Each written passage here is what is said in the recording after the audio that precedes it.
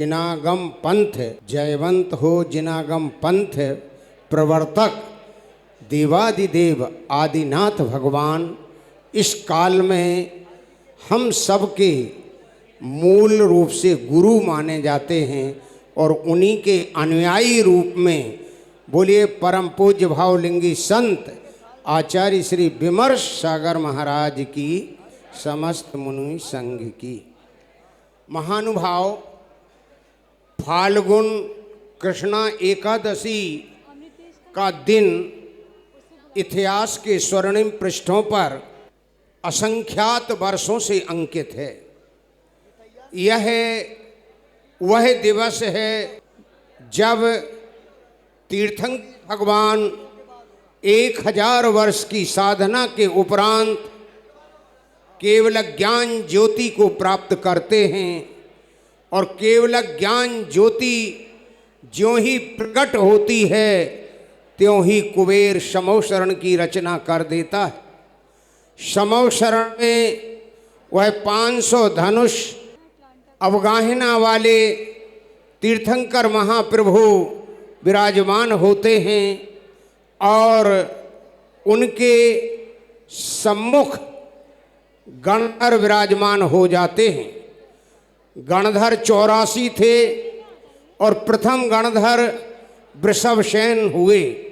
बिना गणधर के तीर्थंकर की वाणी कभी प्रकट नहीं होती, निकलती नहीं, क्योंकि जब पात्र होगा उसी के सम्मुख दिव्य ध्वनि निकलती है।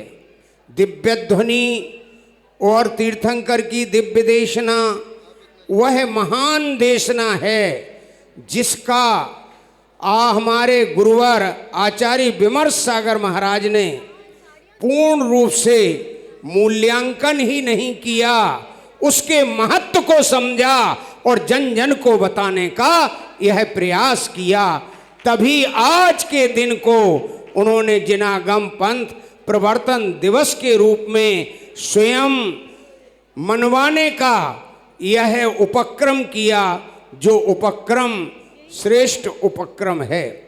हम जानते हैं तीर्थंकर की वाणी में हमेशा स्वर्ग और मोक्ष का रास्ता आता है। तीर्थंकर की वाणी में सप्त तत्व का व्याख्यान होता है। तीर्थंकर की वाणी नव पदार्थ की विवेचिका होती है। तीर्थंकर की वाणी षट द्रव्य का वर्णन करती है, लोक का निरूपण करती है। इसलिए लोक का निरूपण करने वाली यह वाणी जिनागम पंथ के रूप में संपूर्ण जगह प्रसारित हो रही है।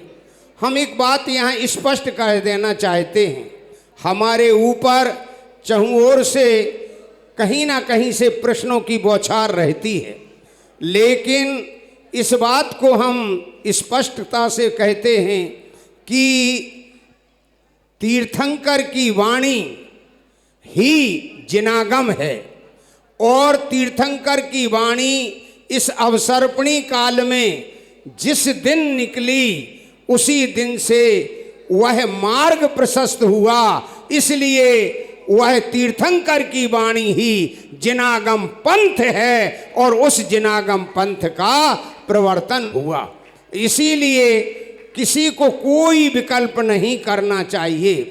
प्रवर्तक शब्द के भी प्रसारक अर्थ भी है और प्रारंभ करने वाला अर्थ है।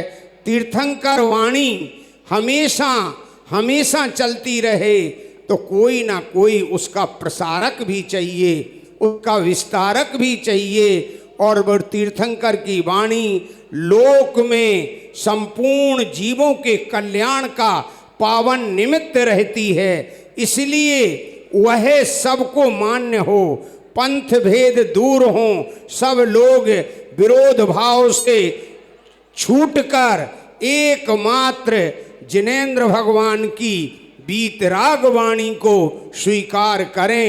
ये उद्देश्य हमारे परम पूज्य भावलिंगी संत आचार्य श्री विमर्श सागर महाराज का है। यही उद्देश्य है। सब लोग राग द्वेष शून्य होकर के और पंथ भेद आदि से दूर होकर के केवल केवल आदिनाथ भगवान की उस वाणी से जुड़े जो लोक कल्याण के लिए उन्होंने फाल्गुनवदी एकादशी को प्रकट की थी और उसने जन कल्याण के साथ जीव मात्र का कल्याण किया। ऐसी वाणी हम सबका कल्याण करे। हम लोग इस दिन को मनाते रहें। यह दिन हमारे लिए निश्चित रूप से संस्कृति से जोड़ेगा, हमारे इतिहास से जोड़ेगा, हमारे जैन शास्त्रों से जोड़ेगा, जिनागम से जोड़ेगा और जिनागम से जो जुड़ेगा वह निश्चित रूप से परम सुख को प्राप्त होगा। जैनम जयतु शासनम।